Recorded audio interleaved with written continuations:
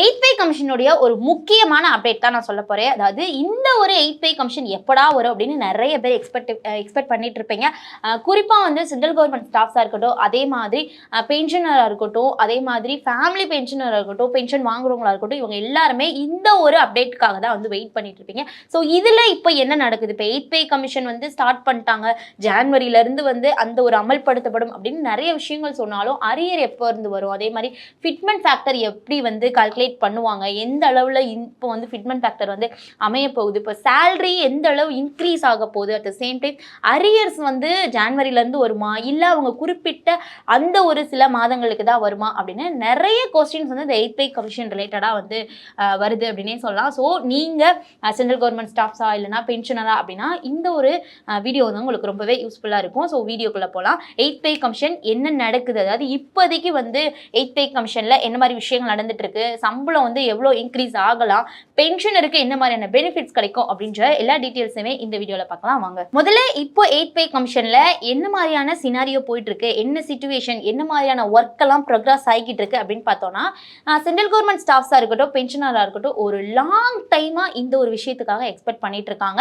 So அதுதான் வந்து இந்த eighth pay commission. So eighth pay commission இப்போ தன்னோட ஒர்க்கை வந்து அடுத்தடுத்த கட்ட லெவலுக்கு வந்து போயிட்டு இருக்காங்க அப்படின்னே சொல்லலாம். ஃபர்ஸ்ட் வந்து அவங்களுடைய டிமாண்ட்ஸ், அந்த கோரிக்கைகளை வந்து கேட்கறதுக்கே வந்து ஒரு காலமாச்சு. இப்போ எல்லா டிமாண்ட்ஸுமே வந்துருச்சு அப்படின்னே சொல்லலாம். ஸோ இப்போ அவங்க என்ன பண்ணிட்டு இருக்காங்க அப்படின்னா, இந்த கமிஷன் இப்போ இந்த ஃபைனல் ரெக்கமெண்டேஷனை கவர்மெண்ட்டை சப்மிட் பண்ணணும் இல்லையா, அதுக்கு இப்போதைக்கு டைம் வந்து கால அவகாசம் வந்து வாங்கியிருக்காங்க. அது எத்தனைனா 18 மாத கால அவகாசம் வந்து கவர்மெண்ட் இருந்து இந்த ஒரு அவகாசத்தை வாங்கியிருக்காங்க. எங்களுக்கு இவ்வளோ டைம் வேணும், இந்த டைம்குள்ளே நாங்கள் வந்து ஃபைனல் ரெக்கமெண்டேஷனை சப்மிட் பண்ணிடுவோம் அப்படின்ற மாதிரி சொல்லியிருக்காங்க. ஸோ 18 மாத காலம் வந்து ஆகும் இந்த ஒரு ஃபைனல் ரெக்கமெண்டேஷன் வர்றதுக்காக. ஸோ அதுக்குள்ளேயும் வந்து நிறைய கோரிக்கைகள், அதாவது நிறைய எக்ஸ்பெக்டேஷன் வந்திருக்கு அப்படின்னே சொல்லலாம்.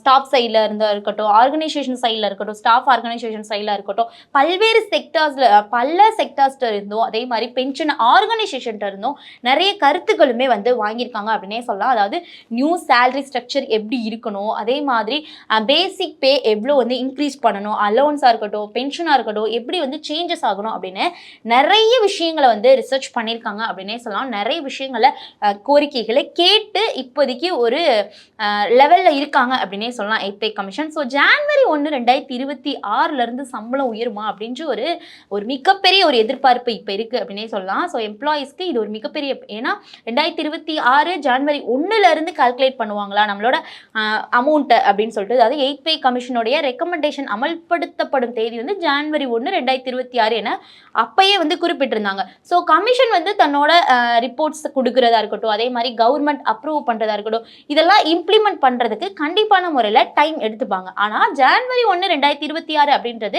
எஃபெக்டிவ் டேட் அப்படின்றத மாதிரி வச்சு இம்ப்ளிமெண்டேஷன் நடந்துச்சு அப்படின்னா, அந்த தேதியிலிருந்து கிடைக்க வேண்டிய சேலரி டிஃப்ரென்ஸ் வந்து அரியர்ஸாக கிடைக்கிறதுக்கான சான்சஸ் உள்ளது. ஏன்னா ஜான்வரியிலேருந்து இந்த ஒரு சேலரி வந்து நீங்கள் வாங்கிட்டு இருப்பீங்கன்னா, எய்த் பே கமிஷன் ஃபைனலைஸ் பண்ணி ஒரு அமௌண்ட் ஃபிக்ஸ் பண்ணிட்டாங்க அப்படின்னா, அதோட பேலன்ஸ் அமௌண்ட்டை அரியராக வந்து உங்களுக்கு எல்லாத்துக்குமே வந்துடும் அப்படின்ற மாதிரி சொல்கிறாங்க.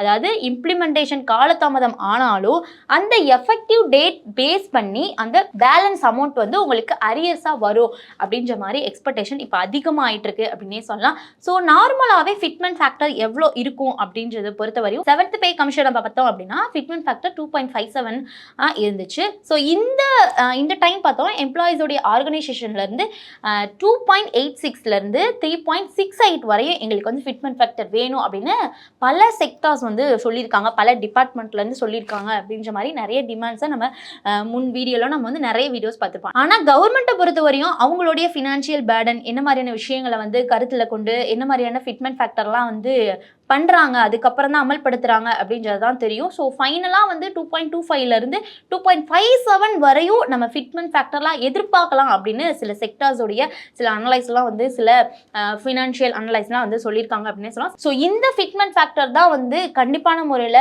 கொடுப்பாங்க அப்படின்னு நம்ம சொல்ல முடியாது. ஸோ இதுவுமே வந்து ஒரு எக்ஸ்பெக்டேஷனாக தான் இருக்குது அப்படின்னு சொல்லலாம். ஸோ நெக்ஸ்ட்டு வந்து இந்த மாதிரியான ஃபிட்மென்ட் ஃபேக்டர்லாம் வந்து கொடுக்குறப்போ இப்போ 18,000 இப்போ பேசிக் சேலரி 18,000 இருக்குது, 18,000 40,000 40,000 46,000 வரையும் தாண்டுமா அப்படின்ற ஒரு கொஸ்டினும் இருக்கு அப்படின்னே சொல்லலாம். ஆனா திரும்பவும் சொல்ல வேண்டியது என்ன அப்படின்னா, இது எல்லாமே அனௌன்ஸ்மெண்ட் பண்ணதுக்கு அப்புறம் தான் வந்து எக்ஸாக்ட் அமௌண்ட் தெரியும். இப்போ நார்மலாவே 2.57ல இருந்தாலும் 40,000 இருந்து 46,000 வரையும் வந்து மேபி போகலாம் அப்படின்ற மாதிரி ப்ரெடிக்ஷன் வந்து நிறைய பேர் சொல்றாங்க.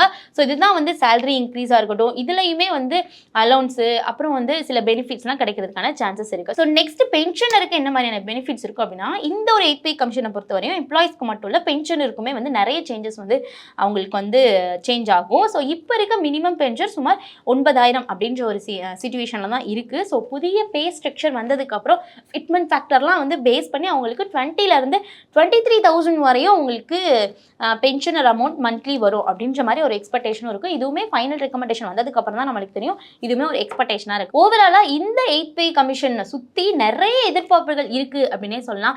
மினிமம் சேலரி 18,000 40,000 46,000 இன்க்ரீஸ் ஆகும். அட் த சேம் டைம் பென்ஷனருக்கு இப்போ 9,000 20,000 23,000 இன்க்ரீஸ் ஆகும் அப்படின்ற மாதிரி. ஆனால் இப்போ 8 பே கமிஷன் கிட்டத்தட்ட 18 மாத கால அவகாசம் வந்து கவர்மெண்ட்ல இருந்து வாங்கியிருக்காங்க. அந்த டைம் பீரியட்ல அவங்க நிறைய ரிசர்ச் பண்ணுவாங்க, நிறைய மீட்டிங்ஸ் வைப்பாங்க, நிறைய ஆர்கனைசேஷன் கூட பேசுவாங்க. ஸோ இந்த மாதிரியான டிமாண்ட்ஸ்லாம் கரெக்டாக இருக்கா, அது எல்லாத்தையுமே ஃபைனலைஸ் பண்ணி அதுக்கப்புறம் சப்மிட் பண்ணதுக்கப்புறம் கவர்மெண்ட் என்ன மாதிரியான அப்ரூவல் கொடுக்குறாங்க அப்படின்றத பொறுத்து தான் நம்மளுக்கு ஒரு ஃபைனலைஸ்டு ஒரு அனௌன்ஸ்மெண்ட் வரும் அப்படின்ற மாதிரி இருக்குது. ஸோ இப்போதைக்கு 18 மாத காலம் முடிஞ்சதுக்கு அப்புறம் தான் என்ன மாதிரியான ரெக்கமெண்டேஷன் அதில் இருக்குது அப்படின்றது நம்மளுக்கு தெரியும். ஃபைனலைஸ் கவர்மெண்ட் தான் பண்ணணும். கவர்மெண்ட் பண்ணதுக்கப்புறம் தான் ஃபைனல் நம்மளுக்குடைய அனௌன்ஸ்மெண்ட்டே வரும். ஸோ அஃபிஷியல் அனௌன்ஸ்மெண்ட் வந்ததுக்கு அப்புறம் தான் எம்ப்ளாயீஸாக இருக்கட்டும் பென்ஷனராக இருக்கட்டும் உண்மையான பெனிஃபிட்ஸ் எவ்வளோ அப்படின்றது தெரியும். ஸோ நீங்கள் 8 பே கமிஷனுக்காக வெயிட் பண்ணிட்டு இருந்தீங்க அப்படின்னா எவ்வளோ ஃபிட்மெண்ட் ஃபேக்டர் வரும், அதே மாதிரி ஃபைனல் ரெக்கமெண்டேஷனில் என்ன மாதிரியான விஷயங்கள்லாம் வந்து குறிப்பிடப்பட்டிருக்கும் அப்படின்றத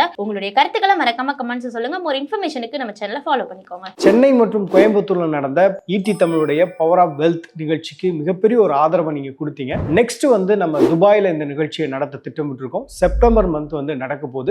இந்த நிகழ்ச்சியில நீங்க பார்ட்டிசிபேட் பண்ணணும் அப்படின்னு விரும்புனீங்க அப்படின்னா கீழே இருக்கக்கூடிய கூகுள் ஃபார்ம்ல உங்களுடைய நேம் அப்புறம் உங்களுடைய மொபைல் நம்பர் இமெயில் ஐடியை வந்து நீங்க கொடுங்க. எங்க டீம் வந்து உங்களை கான்டாக்ட் பண்ணுவாங்க.